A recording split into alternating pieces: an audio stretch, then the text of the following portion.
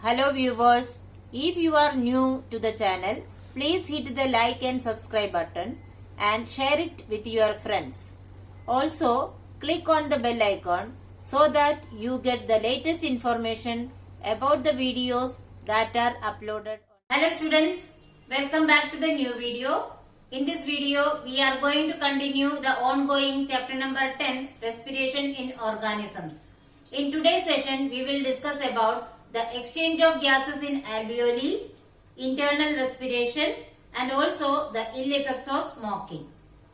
Students, now you are familiar with the process by which the air enters into our lungs.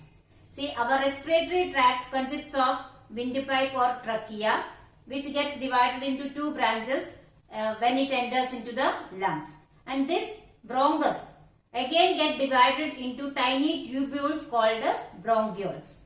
And each bronchioles, at the end of which there are millions of tiny air sacs. These air sacs are called alveoli. So, alveoli is the site for the exchange of gases between air and blood. So, did you understand? Inside the lungs there is bronchioles and at the end of which there are millions of alveoli, which are the site for the exchange of gases between air and blood. The amount of oxygen present in the inhaled air in an alveolus is greater than that present in the blood in the capillaries. What does it mean? The inhaled air contains more oxygen. That inhaled air enters into the alveolus. So, the percentage of oxygen in the alveolus is much more than that present in the blood capillaries. Therefore, what happens? The oxygen passes through the thin walls of the alveoli and the capillaries into the blood by a process called diffusion. Because of the change in or difference in concentration of the oxygen enters from the alveoli and capillaries into the blood by a process called diffusion. Now, let us see what is the definition of diffusion. The movement of particles from a region of high concentration to a region of low concentration is called diffusion. So, diffusion is the process of movement of the particles from a region of high concentration to a region of low concentration. Here, inside the alveoli, the percentage or the concentration of oxygen is more. Therefore, oxygen gets passed into or diffused into the blood in the capillaries, where the oxygen level is much less than that in the alveoli. Further, blood in the capillaries contain carbon dioxide released by the various cells of the body. So, carbon dioxide released by the cells during respiration process is carried by the blood. Therefore, the amount of carbon dioxide in the blood is greater than that in the air present in the alveoli. That means the concentration of carbon dioxide is more in the blood than the air present in the alveoli. So what happens? The carbon dioxide diffuses from the blood into the air of alveoli. As I told you, the diffusion process takes place from a region of high concentration to a region of low concentration. Here, inside the blood, carbon dioxide level is more. Therefore, carbon dioxide diffuses from blood into the air in the alveoli. And this carbon dioxide is sent out of the body with the exhaled air. So, students, here I have drawn the flow chart showing the path of air within the body. See, nostril, which is the external opening. From there, air enters into nasal cavity. From there, it enters into pharynx, that is funnel of muscles, and then into trachea, which is called as windpipe. From trachea, it enters into its branches called bronchus. From there, it enters into the tiny tubules called bronchioles. From bronchioles, air enters into the air sacs, which are present at the end of the bronchioles. And from alveoli, the air enters into blood. So, this is the entire pathway of air within our body.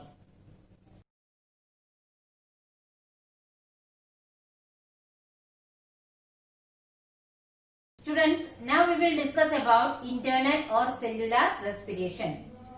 Oxygen that enters the blood in capillaries around the alveoli is transported by the red blood cells or RBC. You know that alveoli is surrounded by the blood capillaries. From the alveoli, oxygen enters into the blood capillaries. Okay. So from the alveoli, it is transported to every cells of the body by the red blood cells, which is one of the component in the blood. This RBC contains a particular protein called hemoglobin, which binds to oxygen and forms oxyhemoglobin.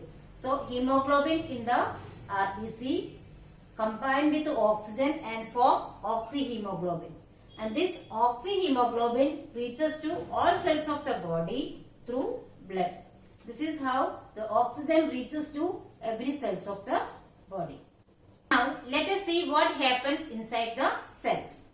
In cells, oxygen is released from oxyhemoglobin and is used to break the glucose to form carbon dioxide, water and energy by cellular respiration. That means the cellular respiration takes place in the cells of the body. How does it take place?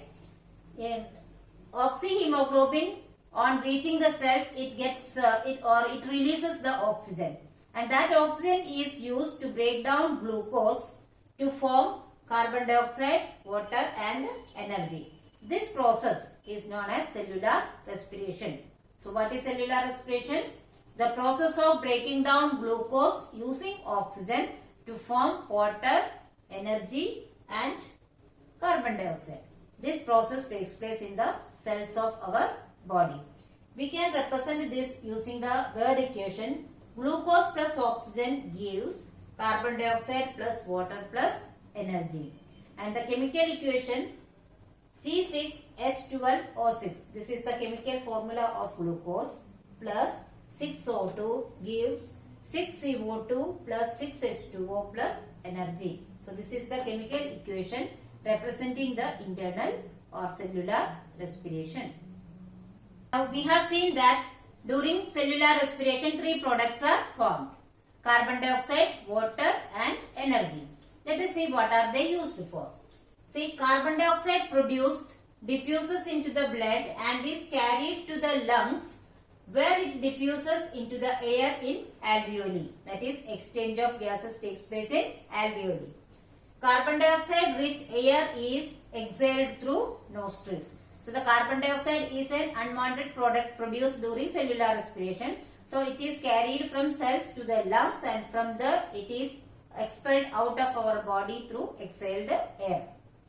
Now water is used for other metabolic processes in the cell. So water is a useful material. So cells use that for other metabolic processes. Energy is used by the cell for the growth and repair of the cells, movement of muscles and other metabolic activities. So the energy produced by the internal respiration or cellular respiration is used for all life processes like growth, repair and movement of the muscles and all other life activities or metabolic activities. Students, now we will discuss about the ill effects of smoking. You must have often heard the quote, "Smoking is injurious to health." So today we will discuss how does the smoking affect the various organs of our body with the help of a diagram. Students, look at the diagram showing all the major internal organs of our body. Let us see how the smoking affects these organs. First one, mouth, lips, throat and larynx. Smoking causes bad breath, yellow teeth, increased risk of cancer. Smoking affects even respiratory system and cause bronchitis, lung cancer. It affects stomach and intestine and cause lining becomes tender, bleeding, ulcers and may lead to cancer. It affects even bones and make the bones weak and brittle. It affects the brain and cause hemorrhage and stroke. Smoking affects very badly to the circulatory system. It can cause heart diseases, heart attack, high blood pressure, poor circulation in the lungs, and discolored fingers and toes. It even affects the pancreas, kidneys, and bladder. Smoking causes increased risk of cancer for all these organs. So students, I hope you have understood all the topics very well. But still, if you have any doubt, you can write in the comment section. I will surely try to solve it as early as possible. Here are some review questions. Please solve it in your notebook. Thank you.